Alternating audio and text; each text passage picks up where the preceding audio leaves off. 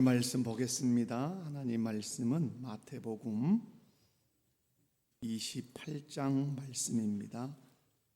마태복음 28장 16절에서 마지막 20절까지 제가 봉독해 드립니다. 11제자가 갈릴리에 가서 예수께서 지시하신 산에 이르러 예수를 배웁고 경배하나 아직도 의심하는 사람들이 있더라. 예수께서 나와 말씀하여 이르시되 하늘과 땅의 모든 권세를 내게 주셨으니 그러므로 너희는 가서 모든 민족을 제자로 삼아 아버지와 아들과 성령의 이름으로 세례를 베풀고 내가 너희에게 분부한 모든 것을 가르쳐 지키게 하라. 볼지어다 내가 세상 끝날까지 너희와 항상 함께 있으리라 하시니라. 아멘. 할렐루야. 9월 한 달 동안 우리가 순종해야 할 예수 그리스도의 명령은 세례를 베풀라입니다. 한번 따라서 해볼까요? 세례를 베풀라. 세례를 베풀라는 이 명령에, 예수님의 명령에 순종할 때 우리 안에 생겨나는 품성이 조심성이라고 하는 품성입니다. 조심성의 정의가 있는데 함께 읽어보도록 하겠습니다. 조심성의 정의 시작. 옳은 행동이라도 적절한 시기가 얼마나 중요한지 아는 것. 아무리 우리가 옳은 행동을 할지라도 적절한 시기 또 바른 방법 이런 것들이 중요하다 이 말입니다. 반대말이 있습니다. 시작. 성급함. 조심성의 반대는 성급함입니다. 그렇다면 세례를 베풀라는 그리스도의 명령과 조심성 품성이 어떤 관련이 있는지, 특별히 마태복음 28장 19절과 20절 말씀을 중심으로 말씀을 살펴보면서 함께 은혜를 나누도록 하겠습니다. 옆에 분들 손잡고 한번 인사합시다. 말씀을 통해 은혜 받읍시다. 아멘. 첫 번째, 모든 민족을 제자 삼을 때 조심성이 필요하다. 모든 민족을 제자 삼을 때 조심성이 필요하다. 예수님께서 오늘 19절 말씀을 통해서 말씀합니다. 그러므로 너희는 가서 모든 민족을 제자로 삼아. 너희는 가서 모든 민족을 제자로 삼으라고 명령하십니다. 그렇다면 저와 여러분이 이 시간 확신해야 합니다. 그것은 바로 가서 모든 민족을 제자 삼는 것이 나의 무엇이고 사명이고 우리 목포교회의 사명이라는 사실을 여러분이 의심 없이 믿고 확신해야 될 줄로 믿습니다. 사랑하는 성도 여러분, 한 영혼을 살리는 전도와 선교는 저와 여러분의 사명인 줄로 믿습니다. 우리 교회가 반드시 붙들고 순종하고 복종해야 할 사명인 줄로 믿습니다. 그런데 우리가 모든 민족을 제자 삼는 이 선교의 사명을 감당하기 위해서 아주 조심해야 될 것이 있다 이 말입니다. 그것은 바로 선교 대상 민족을 잘 이해하는 것입니다. 오늘 본문의 모든 민족이라고 하는 것은 이 세상은 한 민족으로 되어 있는 것이 아니라 다양한 민족이 이 지구촌에 살고 있다는 얘기입니다. 그러므로 어떤 민족에게 가든지 간에 그 민족을 잘 이해할 필요가 있다. 선교사들이 선교지에서 실패하는 이유들이 아주 많습니다. 한마디로 얘기하면 그런데 조심성이 없기 때문에 선교에 실패를 해요. 조심성 없이 선교지에 뛰어들기 때문에 그렇게 기대했던 선교가 실패로 돌아가고 만다는 말입니다. 선교사님들이 실패하는 예들을 몇 가지로 제가 설명을 해보면 가장 먼저는 첫 번째는 그겁니다. 타 민족에 대한 이해가 부족하기 때문에 그렇습니다. 선교사들이 선교를 가려면 그 선교지의 문화를 이해해야 합니다. 그래서 선교지의 문화에 대한 채 이해 없이 성급하게 선교 현장에 투입이 되면 그 문화에 적응하는 데 대단히 어려움을 겪습니다.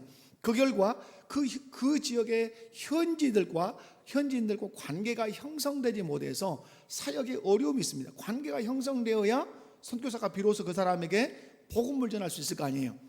그러므로 선교에 성공하려면 조심스럽게 선교지의 문화를 이해해야 되고 선교지의 문화를 습득해야 돼요. 그리고 선교 전략을 그 민족의 그 문화의 정서에 맞게 선교 전략을 펼쳐야 선교가 성공할 수 있는 것입니다. 뿐만 아니라 선교사님들이 실패하는 이유 중에 하나가 언어 준비가 부족할 때 선교에 실패해요. 언어는 소통의 핵심 요소입니다. 제가 요한복음을 말씀을 드릴 때 요한복음 1장 1절을 보면 태초에 말씀이 계시니라 할 때 그 말씀이 헬라어로 로고스다. 근데 로고스라고 하는 말에는 여러 가지 의미가 있지만 그 중에 하나의 의미가 다리라는 의미가 있다. 무슨 말이냐면 말이라고 하는 것은 너와 나를 연결해주는 어떤 역할을 한다? 다리 역할을 한다는 말이에요. 그러므로 선교지에 나아가는 선교사가 언어를, 그 현지의 언어를 익히는 것은 생명과 같은 것입니다. 현지 언어를 제대로 익히지 못하고 성급하게 선교지로 뛰어들 때 많은 선교사들이 사역에 어려움을 겪고 결국은 실패하고 귀국을 합니다. 왜냐하면 현지 언어를 제대로 배우지 못하면 현지인들과 언어 소통이 되지 않겠죠. 그리고 가장 중요한 복음을 전해야 할 그 복음 메시지를 현지 언어로 능숙하게 전하지 못해요. 그 결과 효과적인 선교 사역은 기대조차 할 수 없는 것입니다. 그러므로 선교사가 선교지의 언어를 익히지 않고 성급하게 선교지에 뛰어들게 되면 언어의 장애로 말미암아서 선교 사역을 성공적으로 수행하기 매우 어렵다 하는 것이고요. 또 하나 살필 수 있는 것은 영적으로 또 정서적으로 준비가 부족할 때 선교에 실패해요. 선교사는 영적으로 매우 강해야 돼요. 그리고 정서적으로 매우 안정되어 있어야 돼요. 그런데 이런 영적 준비, 정서적 준비 없이 선교 현장에 그런 성급하게 그가 투입될 때 사역의 압박은 이루 말할 수가 없어요. 스트레스 엄청나게 받는단 말이에요. 왜냐하면 선교지는 악한 영들과 싸우는 최전방이에요. 최전선이라 이 말이에요. 그래서 여러분, 우리가 여기서 기도할 때는 병자가 낫지 않아도 선교지에 가서 기도하면 막 낫는 경우가 있어요. 왜냐하면 그렇게 성령이 역사하시는 것은 선교지는 악한 영들과 싸우는 가장 치열한 최전방 전선이기 때문에 그래요. 그런데 이런 영적인 준비, 정서적인 준비가 없이 다른 민족에게 선교하겠다고 갈 때 그 사역의 그 압박이라고 하는 것, 사역으로 오는 그 스트레스라고 하는 것은 감당을 못해요. 그래서 지치거나 또 매너리즘에 빠지거나 탈진할 수 있다는 말이에요. 이것은 선교사 본인뿐만 아니라 사역에도 부정적인 영향을 많이 끼쳐요. 이 외에도 많은 것들이 있어요. 재정의 그 후원들을 잘 준비하지 못했을 때 가서 먹고 사는 일에 급급해서 사역을 하지 못하는 이런 일들도 있습니다. 정리하면 다른 민족을 대상으로 복음을 전할 때 정말로 조심스러워야 되는 건 뭡니까? 그 민족의 문화를 잘 이해하고 잘 습득하고 가야 되고 언어도 아주 능통하게 배워서 가야 되고 그 지역의 정서도 잘 알아가야 된다는 거죠. 그리고 그 현지에 맞는 그 선교 전략을 펼쳐야 그 선교 사역이 성공할 수 있다는 거예요. 그런데 어떤 선교사님들은 그런 것 그냥 조심스럽게 다루지 않고 준비하지 않고 그냥 그 열정만 가지고 성급하게 선교지에 들어가서 실패하고 돌아오는 경우가 참 많습니다. 그러므로 조심스럽게 현지 문화를 이해하고 현지 상황에 맞는 선교 전략을 펼치는 것은 선교의 그 승패를 결정할 만큼 매우 중요하다는 사실을 기억할 필요가 있습니다. 모든 민족을 제자 삼으라고 말씀하지만 모든 민족을 제자 삼을 때 매우 조심해야 되는 건 뭐라고요? 선교지를 이해하는 것, 그 문화를 이해하고 그들의 정서를 이해하는 것, 그 이해가 되지 않을 때는 선교지에 들어가는 건 좀 멈추는 것, 그래야 선교에 성공할 수 있다 이런 말입니다. 두 번째로는 세례를 베풀 때 조심성이 필요하다는 것입니다. 본문 19절 말씀을 함께 읽어보도록 하겠습니다. 시작. 그러므로 너희는 가서 모든 민족을 제자로 삼아 아버지와 아들과 성령의 이름으로 세례를 베풀고. 여러분, 예수 그리스도를 믿고 예수님께 경배한 사람들은 반드시 사명이 무엇입니까? 예수님을 믿고 예수님께 경배한 사람들의 사명은 가서 모든 민족을 누구 삼아야 될 사명이 있습니까? 제자 삼아야 할 사명이 있습니다. 자, 모든 민족에게 복음을 전해야 할 사명이 있다 이 말입니다. 하지만 복음을 전하는 것으로 끝나냐? 그렇지 않다는 거예요. 복음을 전했는데 그가 예수님을 구주로 믿는다고 고백을 하면 반드시 그 사람에게 무엇을 베풀어야 합니까? 세례를 베풀어야 합니다. 왜? 예수님이 그렇게 명령하셨기 때문에 그래요. 사랑하는 성도 여러분, 저는 이 부분을 여러 번 강조했습니다. 한 사람에게 내가 복음을 전했어요. 근데 그 사람이 예수님을 받아들이고 교회에 와서 세례를 받아요. 그러면 이건 누구의 영광이죠? 전도한 나의 영광이에요. 전도자의 영광이라 이 말이에요. 한 사람이 전도를 받아요. 누군가를 통해서. 그리고 예수를 믿었어요. 그리고 그가 교회에 와서 교회를 통해서 세례를 그가 받아요. 그 사람의 영광이에요. 세례는 아무나 받는 것도 아니잖아요. 예수 그리스도를 구주로 믿는 하나님의 백성만 세례를 받기 때문에 전도받아 그가 세례를 받는다면 그 사람의 영광이에요. 뿐만 아니라 누군가가 전도해서 그 사람이 예수를 믿어 교회가 세례를 베풀 때 그 사람이 세례를 받는다면 그건 또 어디 영광이에요? 교회의 영광이에요. 여러분, 전도해서 세례 받으면 전도자의 영광이고, 누군가가 나를 전도해서 내가 전도 세례를 받으면 그 내 영광이고, 누군가가 전도해서 교회가 그 사람에게 세례를 베푼다면 그건 또 어디 누구의 영광이에요? 그건 교회의 영광이에요. 저는 이 영광이 우리 교회 가운데 항상 있기를 원합니다.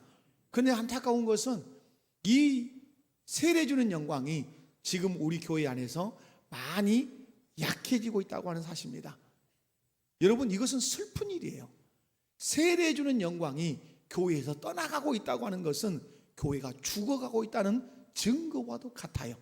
여러분, 민족이 소망이 있으려면 후에 자녀들을 계속해서 후대를 낳아야 돼요. 교회가 소망이 있으려면 계속해서 예수 그리스도를 구주로 믿겠다고 하는 사람들이 교회에 와서 예수 믿고 세례받는 일이 많아야 돼요. 그러려면 여러분이 어떻게 하셔야 됩니까? 여러분이 복음으로 생명을 낳으셔야 합니다. 전도로 생명을 낳으셔야 합니다. 그래서 교회가 세례 주는 영광을, 여러분이 전도한 사람이 세례 받는 영광을, 여러분이 전도한 사람이 세례 받아서 내가 영광스러운 그 세례를 받았다고 고백하는 그 영광이 우리 교회 안에 충만하기를 주님의 이름으로 축원합니다. 그렇지만 세례를 베풀 때 매우 조심해야 된다는 사실입니다. 왜냐하면 세례는 신앙의 중요한 표식일 뿐만 아니라 신앙의 다양한 깊은 의미를 담고 있기 때문에 그래요. 그런 의미에서 세례를 베풀 때 어떤 의미에서 조심해야 되는가? 세례는 목회자가 베풀어야 돼요. 자격은 누구에게 있는 거예요? 목회자가 세례를 베풀게 돼 있어요. 세례는 아무나 베풀지 않도록 조심해야 돼요. 제가 이번 선교제에 가서도 선교사님이 이렇게 강구를 했어요. 머리에 손을 얹고 기도해 주십시오. 아무리 선교사님이 머리에 손을 얹고 기도하라 해도 나는 할 수 없다는 사실 아는 사람은 알아야 돼요. 그럼 어디에 손을 얹고 기도해야 돼요? 그 사람의 몸에 손을 얹고 기도해야 돼요. 아무나 머리에 손을 얹을 수 없습니다. 가정에서 아버지는 자녀들에게 손을 얹고 기도할 수 있습니다. 교회에서는 목회자가 성도들의 머리에 손을 얹을 수 있습니다. 여러분, 마찬가지죠. 세례도 아무나 베풀 수 없어요. 반드시 베풀 수 있는 자격을 가진 사람이 목회자예요. 목회자를 통해서 세례가 베풀어져야 된다는 거예요. 그러므로 여러분이 세례를 베풀 때, 또 세례를 받을 때 아주 조심해야 돼요. 또 하나가 있습니다. 예수님을 구주로 믿는 사람에게 세례를 베풀어야 돼요. 세례를 베푸는 사람은 반드시 누가 세례를 받는지 확인해야 돼요. 그 자격을 명확하게 알고 있어야 돼요. 여러분, 세례는 누가 받을 수 있습니까? 또 누구에게 베풀 수 있습니까? 돈 많은 사람이면 세례를 받을 수 있습니까? 많이 배우고 명예가 높은 사람은 세례를 받을 수 있고 베풀 수 있습니까?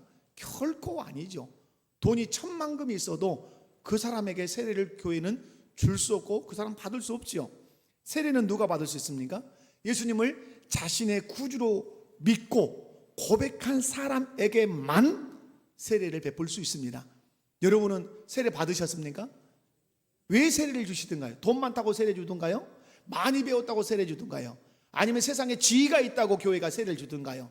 그거 따지던가요? 당신 재산 얼마입니까? 학벌이 어떻게 됩니까? 물어보던가요? 묻지 않습니다. 교회가 물었다면, 집요하게 물었다면 크게 두 가지 물었을 거예요. 예수님 믿냐?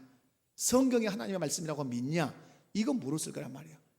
여러분, 누구에게 세례를 줄 수 있습니까? 예수님을 나의 구주로 믿고 예수님 나의 구주라고 고백한 사람에게만 세례를 베풀 수 있다는 사실을 믿으시기 바랍니다. 다시 말해서 예수님이 나의 죄를 위해서 십자가에 죽으시고 나를 의롭다 하시기 위해서 사흘 만에 살아나셨다는 사실을 마음으로 믿을 뿐만 아니라 사람들 앞에서 입술로 고백한 사람에게만 교회는 세례를 베풀 수 있다는 사실입니다. 세례를 베풀 때는 다른 것은 다 잊어도 예수 그리스도에 대한 신앙 고백만큼은 반드시 물어야 합니다. 예수 그리스도가 당신에게 누구냐? 당신을 위해서 무엇을 했느냐? 당신과 무슨 관련이 있느냐? 하는 이 사실만큼은 묻고 또 물어야 돼요. 우리 장로님들이 이렇게 세례 문답을 합니다. 여기서 우리 장로님들이 조심해야 될 것이 무엇입니까? 세례 문답을 하면서 예수님이 누구십니까? 예수님이 당신을 위해서 하신 일이 무엇입니까? 당신은 예수님을 누구라고 고백합니까? 라고 물었는데 대답이 또렷하지 않다. 가르쳐줘서 세례를, 예수님은 이러이러한 일을 했고 예수님은 당신에게 이런 분이니까 하고 가르쳐준 이후에 세례를 줄 수 있습니까? 있다 없다? 없습니다. 없어요. 어떠해야만 줄 수 있습니까? 고백해야만 줄 수 있습니다. 그러면 고백하지 못하면 어떻게 해야 될까요? 세례 문답을 하는데 이 사람이 예수님에 대한 고백을 잘 못해요. 그러면 반드시 다음에 당신의 신앙이 분명해졌을 때 세례를 받으십시오 하고 물리쳐야 합니다. 그래야 그가 세례의 귀중함을 압니다. 그리고 그가 교회의 권위가 얼마나 큰지를 아는 것이에요. 덥석덥석 줄 수 없습니다. 만약 신앙 상태를 확인하지 않고 성급하게 세례를 베풀게 되면, 다시 말해서 자격 없는 자에게 세례를 베푸는 실수를 범하게 되면 교회는 세속화의 길을 걷게 되어 있습니다. 예수님에 대한 분명한 신앙의 고백이 없으면 그 사람이 예수님께 헌신하겠습니까? 예수님 말씀에 순종하겠습니까? 할 수 없는 거예요. 여러분, 세례 문답은 그래서 교인이 되게 하는 문답이에요. 어떤 의미에서. 그래서 세례 문답은 아주 중요한 것이에요. 성급하게 세례를 베푸는 일 없어야 돼요. 자격 없는 자에게 세례를 베푸는 실수하지 않아야 돼요. 그 사람이 교인이 되게 하는 일도 없어야 돼요. 그것이 교회의 성성, 교회의 거룩성을 유지하는 아주 중요한 길이기 때문에 그래요. 그러므로 교회가 세례를 베풀 때는 매우 어떠해야 된다? 조심해야 돼요. 세례를 베풀 때 어떻게 해야 된다고요? 매우 조심해야 돼요. 또 하나, 세 번째 알려드릴 수 있는 것은 오늘 말씀 보면 성부, 성자, 성령 삼위 하나님의 이름으로 세례를 베풀라고 말씀해요. 오늘 보면 아버지와 아들과 성령의 이름으로 뭘 줘라? 세례를 줘라, 이렇게 말씀해요. 목사는 세례를 베풀 때 반드시 말합니다. 선언해요. 내가 성부와 성자와 성령의 이름으로 아무개에게 세례를 주노라, 이렇게 해요. 그냥 내가 세례를 주노라 이렇게 안 한단 말이에요. 아버지와 아들과 성령의 이름으로 세례를 베푼다고 선언을 해요. 그리고 세례를 베풀고 나서 교인들 앞에 공포해요. 아무개는 우리 목포교회 교인이 되었음을 성부와 성자와 성령의 이름으로 공포하노라, 이렇게 공포해요. 여러분, 왜 세례를 줄 때나 세례를 베풀 때 아버지와 아들과 성령의 이름으로, 성부와 성자와 성령의 이름으로 세례를 주냐 이 말이에요. 왜 그럴까요? 세례의 권위가 주는 목사에게 있지 않고 아버지와 아들과 성령에게 있다는 사실을 보여주는, 알리는 것이에요. 다시, 왜 세례를 베풀 때 성부와 성자와 성령의 이름으로 주는가? 그것은 이 세례의 권위가 세례 주는 목사에게 있지 않고 성부와 성자와 성령에게 있다는 사실을 선언하는 것이에요. 그러면 왜 교인이 된다고 공포할 때 그때도 성부와 성자와 성령의 이름으로 공포하는가? 이 사람이 교인이 된 것도 성부와 성자와 성령께서 허락하셔서 됐다고 선언하는 의미가 있는 것이에요. 그러므로 세례를 베풀 때 아주 조심해야 되는 것이 뭐예요? 세례를 주는 자가 드러나지 않도록, 세례를 주는 목사가 드러나지 않도록 매우 조심해야 돼요. 그러므로 세례를 베풀 때는 오직 누구의 이름으로? 아버지와 아들과 성령의 이름으로만 세례를 주고, 그 사람이 우리 교회의 교인이 됐다고 공포할 때도 아버지와 아들과 성령의 이름으로 공포해야 될 줄로 믿습니다. 이유, 그 세례의 권위가 성삼위 하나님께 있기 때문이다. 그러므로 세례를 베풀 때, 또 그 교인이 우리 교회가 교인이라고 공포할 때 누구의 모습이 드러나지 않도록, 사람의 모습이 드러나지 않도록 아주 삼가 조심해야 된다는 사실입니다. 세 번째, 예수님께서 분부한 것을 가르칠 때 조심성이 필요해요. 다 같이 20절 말씀을 함께 읽어보도록 하겠습니다. 시작. 내가 너희에게 분부한 모든 것을 가르쳐 지키게 하라. 볼지어다 내가 세상 끝날까지 너희와 항상 함께 있으리라 하시니라. 아멘. 자, 오늘 여기서 여러분은 말씀을 귀담아 잘 들으셔야 돼요. 자, 여기서 눈여겨볼 말씀이 내가 너희에게 분부한 모든 것을 가르쳐 지키게 하라는 말씀이에요. 무슨 말씀이냐? 우리가 복음을 전했어요. 그 사람이 복음을 듣고 예수를 받아들였어요. 예수님을 받아들이고 예수님 나의 구주라고 고백해요. 그럼 그 다음에 해야 될 일이 뭐죠? 그 다음에 해야 될 일이 뭐예요? 무슨 생각을 하십니까? 자, 내가 복음을 전했어요. 예수님이 왜 죽었는지, 왜 부활했는지 복음을 전했어요. 그 사람이 받아들여서 예수님을 구주라고 고백했어요. 그러면 이 사람에게 해야 될 일이 뭐예요? 세례를 줘야 되죠. 그럼 이 사람이 이제 예수님을 회중 앞에서 신앙을 고백했어요. 예수님 내 구주라고 고백했어요. 그래서 세례를 줬어요. 세례를 주면 이제 끝났습니까? 아니죠. 세례 받은 그 사람에게 뭐 해야 돼요? 예수님의 분부, 예수님의 명령을 가르쳐야 돼요. 더 쉽게 얘기하면 말씀을 가르치고, 세례 받은 자는 말씀을 배워야 돼요. 자, 여러분에게 묻겠습니다. 세례 받으셨습니까? 세례 받았다는 말은 여러분 예수님을 구주로 믿는다는 말씀이죠. 그러니까 세례 받았다면, 자, 그 다음에 행해야 될 일이 뭐라고 여러분 고백했습니까? 예수님의 명령, 예수님의 분부, 예수님의 말씀을 가르치면 여러분 뭐 어떻게 해야 돼요? 배워야 돼요. 여러분 세례교인이라면 말씀을 배우십시오. 말씀을 배우는 일에 열심 내십시오. 그것이 여러분의 의무입니다. 그래야 여러분이 세례 받은 자로 살아갈 수 있습니다. 여러분, 오늘 말씀을 좀 구체적으로 세 가지로 한번 나눠보겠습니다. 오늘 말씀 보면 예수님이 이렇게 말씀합니다. 내가 분부한 모든 것을 가르치라, 이렇게 말해요. 자, 주어가 뭐죠? 내가예요. 무슨 말씀이에요? 내가 분부한 걸 가르쳐, 내가 명령한 걸 가르쳐, 내가 말한 것을 가르쳐 라고 말씀하시는 것이에요. 여러분, 무슨 말이냐면 네가 가르치고 싶은 거 가르치면 안 돼. 네 말을 가르치면 안 돼. 네 사상을 가르치면 안 돼. 내 말을 가르쳐, 내 명령을 가르쳐, 내 분부를 가르쳐, 이런 말씀이에요. 여러분, 교회에서 가르치는 자들, 저와 같은 설교자들이 매우 조심해야 될 것이 있어요. 그것은 바로 예수님의 말씀이 아닌, 예수님의 명령이 아닌, 예수님의 분부가 아닌 자기 말이나 자기 사상을 가르치지 않도록 매우 조심해야 돼요. 세상 말을 가르치지 않도록 주의하고 삼가하고 조심해야 돼요. 강단의 위험성은 엄청나게 큽니다. 왜? 여기는 일방적이기 때문에 그렇습니다. 설교를 하면서 질문을 받지 않습니다. 이유는 설교는 캐리그마 선포이기 때문에 그렇습니다. 그러므로 강단은 어떤 사람이 서느냐에 따라서 아주 중요합니다. 저는 강단의 위험성을 2번을 크게 본 적이 있습니다. 제가 완도에서 시찰장으로 할 때 어느 교회 목사님이 사임을 했어요. 사임을 하니까 목사님 모시기 과정에 강단을 지켜야 돼요. 저는 다른 섬에 가 있으니까 시찰장이지만 거기 갈 수가 없어요. 그래서 제가 이렇게 부탁을 했어요. 장로님들이 돌아가면서 설교를 하십시오 라고 제가 부탁을 아주 드렸어요. 그런데 그 교회 선임 장로님이 저에게 이렇게 말씀했어요. 우리 교회에는 여전도사님이 계십니다. 참 말씀을 은혜스럽게 전합니다. 그래서 제가 안 됩니다 그랬어요. 안 됩니다. 장로님들이 하십시오.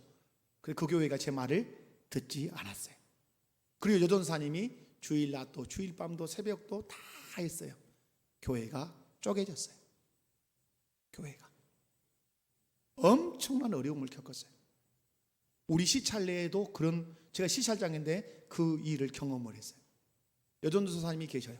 목사님이 아파요. 담임 목사님. 그러니까 많은 강단을 이 여전도사님에게 맡겼어요. 기도회도 맡기고 새벽 예배는 다 하고 수요 예배도 많이 하고 목사님 아프시면 주일 오후도 하고 그 교회가 지금 엄청 어렵습니다. 그 전도사님은 다른 교회로 갔습니다. 그런데 그 교회 성도들이 그 전도사님을 따라가고 있습니다. 저는 그 성도들은 그 여전도사의 종이지 주님의 종이 아니라고 봅니다. 여러분 왜 그렇습니까? 강단에선 그 두 여전도사가 어떻기 때문에 주의 말씀을 전하지 않고 자기 말을 전했기 때문에 그렇습니다. 그래서 저는 여기 서서 아주 마음에 새기는 것, 할 수 있는 대로 나는 예수님만 말한다. 할 수 있는 대로 나는 예수의 말씀만 전한다. 그런 다짐을 하면서 서는 것입니다. 여러분, 예수님의 말씀만 전해야 돼요. 예수님이 분부한 것만 전해야 돼요. 예수님 명령만 전해야 돼요. 그러기 위해서는 예수님이 분부하신 것들이 무엇인지 정확하게 알고 예수님이 분부한 것들을 가르쳐야 돼요. 우리는 예수님의 명령들을 가르칠 때 혹시라도 그 말씀이 변질되거나 왜곡되지 않도록 매우 조심하며 예수님의 분부, 예수님의 명령, 예수님의 말씀만 가르쳐야 될 줄로 믿습니다. 오늘 예수님 말씀했어요. 네가 분부한 모든 것을 가르쳐라. 네가 말한 것 가르쳐야 돼, 이거예요. 뿐만 아니라 오늘 또 하나 살필 수 있는 것은 네가 분부한 모든 것을 가르쳐라. 자, 여러분 화면에 보면 강조점이 다르죠? 아까는 내가 주어에다 밑줄을 쳤어요. 이번에는 내가 분부한 모든 것을 가르쳐라. 무슨 말씀이에요? 내가 분부한, 내가 말한 것을 너 빼거나 더하지 말어. 예수님께서 말씀하죠. 내가 분부한 모든 것, 그거 가르쳐야 돼. 하나도 빠뜨리지 말고 모두 가르쳐야 돼. 여러분, 많은 설교자들이 착각하고 오해하는 것이 있어요. 그것은 어떤 말씀은 가르치고 어떤 말씀은 가르치지 않을 수 있는 자격이 자기에게 있다고 생각하는 것이에요. 이건 오만이에요. 이건 교만이에요. 예를 들어볼게요. 여러분이 싫어하는 것이니까 얘기를 할게요. 대표적으로 나는 헌금 설교는 안 한다, 이럴 수 있어요. 저는 주변에서 그런 분들 봐요. 나는 헌금 설교를 하지 않는다. 저는 절대 반대해요. 나는 회개 설교도 하지 않는다. 나는 예수님의 피 설교하지 않는다. 그러면 저는 묻습니다. 당신에게 그 자격을 주님이 부여하셨냐? 이렇게 물어봐요. 당신에게 헌금 설교하지 말라고 주님이 자격을 부여하셨고, 회개하지 말라고 하는 회개 설교를 하지 말라는 자격을 부여하셨냐? 예수님의 피 설교, 피 너무 어려우니까 피 설교하지 마라. 그 자격을 주께서 당신에게 부여해서 그러냐? 여러분, 성도들이 부담스러우니까, 성도들이 싫어하니까 나는 안 한다. 성경에서 그렇게 하라고 가르친 대목이 있으면 저한테 가르쳐 주십시오. 제가 동의하겠습니다. 그러면 여러분에게 묻겠습니다. 이런 설교는 절대 하면 안 된다. 이런 말씀은 가르치면 안 된다. 주께서 그렇게 가르치신 적이 있습니까? 가르친 적 없습니다. 설교자는 자기가 가르치고 싶은 것은 가르치고 가르치기 싫은 것은 가르치지 않을 자격이 있는가? 자, 제가 묻겠습니다. 자, 이 성경은 누구 말씀입니까? 하나님의 말씀입니다. 내가 임의로 여기서 뭔가를 뺄 수 있습니까? 내가 임의로 무엇을 여기 가서 내가 가르치지 않을 수 있는 자격이 있습니까? 없습니다. 성경에 단 한 구절이라도 들어있으면 그건 하나님 말씀입니다. 그러면 설교자는 가르쳐야 합니다. 누구 말씀입니까? 하나님의 말씀이니까 그 말씀 앞에 무릎 꿇게 하는 성도가 되게 해야 합니다. 그래야 경건한 신자로 주 앞에 설 수 있는 것이죠. 여러분, 분명한 사실은 성경에 기록된 것이 하나님의 말씀이라면 설교자는 하나도 빠뜨리지 않고 가르쳐야 할 책임이, 의무가, 사명이 있어요. 여러분, 요한계시록 22장 19절을 읽어봅시다. 아주 엄중한 말씀이에요. 요한계시록 22장 19절 시작. 제하여 버리면 하나님이 이 두루마리에 기록된 생명나무와 및 거룩한 성의 참여함을 제하여 버리시리라. 아멘. 자, 보십시오. 이 두루마리의 예언의 말씀에서 제하여 버리면, 이 두루마리 예언이라는 말씀은 우리로 얘기하면 일단은 1차적으로 요한계시록의 서신의 두루마리예요. 넓은 의미로는 뭐예요? 넓은 의미로는 성경이에요. 자, 이 두루마리의 예언의 말씀에서 제하여 버린다. 그러면 내가 설교하기 싫은 것은 면도칼, 예리한 면도칼로 그 글자는 다 파본단 말일까요?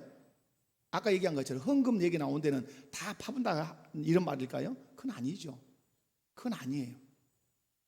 이 말씀의 의미는 성경의 말씀을 임의로 가르치지 않거나 삭제하거나 변경하면 안 된다는 경고의 말씀이에요.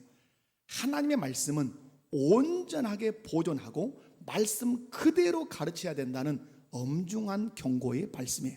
그러므로 하나님은 어떤 설교자에게도 어떤 말씀은 가르치고 어떤 말씀은 가르치지 않아도 된다고 자격을 부여하신 적도 없고 그렇게 가르치신 적도 없어요. 설교자는 예수님께서 분부한 모든 것을, 설교자는 예수님께서 말씀하신 모든 것을 가르쳐야 할 책임이 있어요. 그것이 사명이에요. 그러면 성도인 여러분에게는 어떤 책임이 있죠? 성경에 기록된 모든 말씀을 아멘으로 받아야 할 책임이 있어요. 어떤 말씀은 내 마음에 부담되니까 안 받는다. 개중에 그런 성도들이 있어요. 저는 정말 용감하고 씩씩하다고 저는 생각하는 분들이에요. 그런 목사님 그런 설교는 부담스러우니까 하지 마세요. 저한테 하지 말고 하나님 앞에 하셔야 돼요. 그 말씀은 빼주세요라고 해야 돼요. 못한데 하나님 그런 말씀을 성경에 기록해 가지고 내 심기를 불편하게 하십니까? 그렇게 하나님께 따져야 돼요. 저는 사명이 있고 책임이 있어요. 성경에 기록된 말씀을 전해야 할 책임이 있다 이 말이에요. 저는 우리 교회 성도들이 건강하길 바랍니다. 어떤 말씀은 받고 어떤 말씀은 거절한다면 여러분은 건강한 그리스도인 아니에요. 그러나 그 말씀이 내 심장폐부를 찔러 아프게 다가오는 말씀이라도 그것이 성경에 기록된 하나님의 말씀이라면 그 말씀 부둥켜 안고 그 말씀 때문에 아파서 꺼이꺼이 울 줄 아는 성도가 된다면 여러분 복된 성도예요. 그런 교회에서 제가 목회한다면 저는 너무너무 행복한 목회를 하고 있는 것이라고 주저없이 확신합니다. 사랑하는 성도 여러분, 오늘 예수님께서 분명히 말씀해요. 내가 분부한 모든 것을 가르쳐 지키게 하라. 모든 것이에요. 그래서 여러분 또 세 번째 하나 더 살펴볼 수 있는 것은 내가 분부한 모든 것을 가르쳐 지키게 하라예요. 여러분 예수님이 분부하시는 것을 우리는 가르쳐야 돼요. 가르치되 하나라도 빠뜨리지 않고 가르쳐야 돼요. 그러니까 여러분 목회를 하는 제 입장에서는 뭘까요? 다 가르쳐 드려야 되는데 다 가르칠 수 있을까요? 없을까요? 다 가르칠 수 없어요. 이것은 어쩔 수 없어요.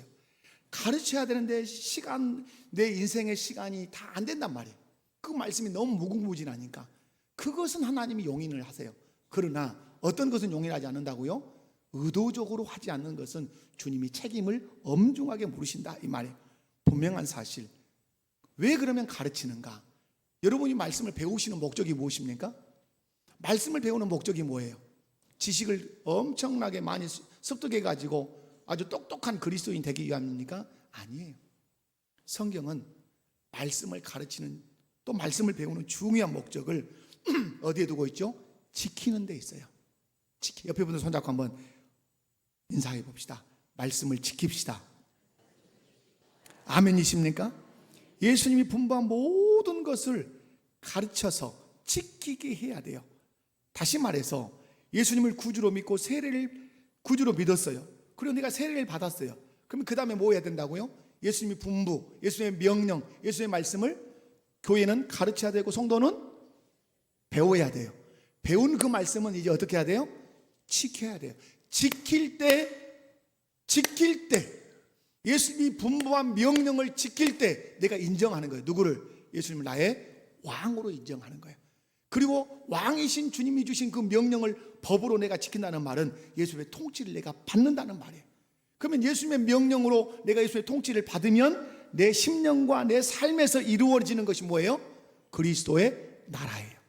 오늘 말씀하죠. 내가 세상 끝날까지 너와 항상 함께 하리라. 그러면 내가 세상 끝날까지 너와 항상 함께 한다는 그 사람이 누구예요? 예수 믿고 세례 받아 예수님의 명령과 분부와 말씀을 가르침을 받아서 지키는 그 사람과 내가 항상 함께해서 이 땅에 어떤 나라 이루겠다, 하나님 나라를 내가 이루겠다, 여기에 우리 주님의 목표점이 있는 것이에요. 사랑하는 성도 여러분, 말씀 맺겠습니다. 오늘 품성이 조심성이지만 오늘 말씀 속에서 그걸 열심히 잘 들여다볼 수 있어요. 모든 민족을 제자 삼을 때 그 민족에 대한 이해를 조심스럽게 해야 한다는 거죠. 문화에 대한 이해, 언어에 대한 습득, 사람들에 대한 습성에 대한 이해, 정서적 이해 해야 돼요. 뿐만 아니라 세례를 베풀 때는 매우 조심스럽게 해야 돼요. 아무나 베풀 수 없어요. 목회자가 베풀어야 돼요. 예수님을 구주로 믿고 고백하는 사람에게 베풀어야 돼요. 베풀 때는 아무렇게나 베푼 것이 아니라 성부와 성자와 성령의 이름으로 베풀어야 돼요.